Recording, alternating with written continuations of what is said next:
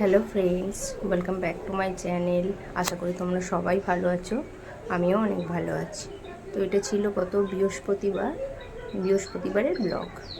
তো একটা সুন্দর মনোরম পরিবেশ দেখিয়ে ব্লগটা শুরু করলাম। সকালবেলা যে এমনি কাজকর্ম সারা হয়ে গেছিলো, আর তারপরে স্নান টান করে তোমাদের সাথে একটু কথা বলে নিলাম। আমার স্নান টান হয়ে গেছে, আর আজকে কী কী বাজার এনেছে চলো তোমাদের সাথে একটু শেয়ার করে নিই। তারপরে ওখানে ওই দিনে বাজারের যা যা এনেছিল সেটা তোমাদেরকে দেখলাম। এখানে ছিল হাক্কা নুডলস 1 প্যাকেট, আর ছিল তোমার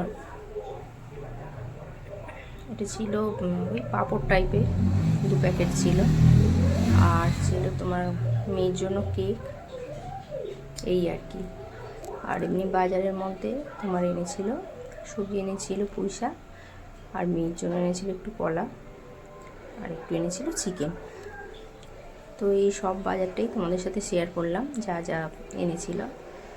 তো অনেক দিন ধরে মাছ খাওয়ার পরে আর কিছুই মুখে ভালো লাগছিল না, তাই একটু চিকেন এনেছিল। তো রান্নাটা শুরু করে দিলাম। প্রথমে দেখো তেলের মধ্যে শুকনো লঙ্কা, পেঁয়াজ আর একটু তেজপাতা দিয়ে নাড়াচাড়া করে নিয়েছিলাম। আর তারপরে তোমার এখানে ছিল বেগুন, বেগুনটা ছিল না, পেঁপে, আর তোমার ছিল আলু দিয়ে একটু কষিয়ে নিয়ে ওর মধ্যে মশলাও দিয়ে দিয়েছিলাম, হলুদ, লঙ্কার গুঁড়ো, জিরের গুঁড়ো।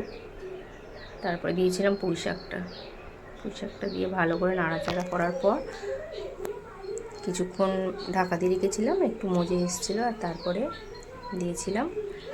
তারপরে ওতে দিয়েছিলাম ইলিশ মাছের মাথা। তো এই দিয়েই পুঁই শাকটা করেছিলাম।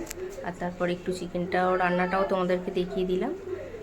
তো দেখো রান্না করতে করতে এক পিস আলু ওদিকে পড়ে গেছিলো। তো এইভাবেই চলছে আর কি। শুভ দুপুর বন্ধুরা। তো দেখো চলে এসেছি তোমাদের কাছে দুপুরের খাওয়া দাওয়া নিয়ে। তো দুপুরের মেনুটাই তোমাদের দেখাবো। তো দেখো পুরো ঘেমে চান হয়ে গেছে, কালকে রাত থেকে লোডশেডিং। তো চলো এত কিছু কষ্টের মধ্যে তোমাদের রান্নাবান্নাটা দেখিয়ে দিই, চলো। তো এখানে আছে দেখো ভাত, আর এখানে আছে দেখো মাছ ভাজা আর মাছের তেল, ইলিশ মাছ ভাজা। এখানে আছে পুঁই শাক দিয়ে আর ইলিশ মাছের মাথা দিয়ে চচ্চড়ি। আর এখানেও একটা সব রকম তরকারি দিয়ে একটা চচ্চড়ি আছে। দেখো চিকেন। এইভাবেই চলছে। তো ব্লগটা কেমন লাগলো জানিও।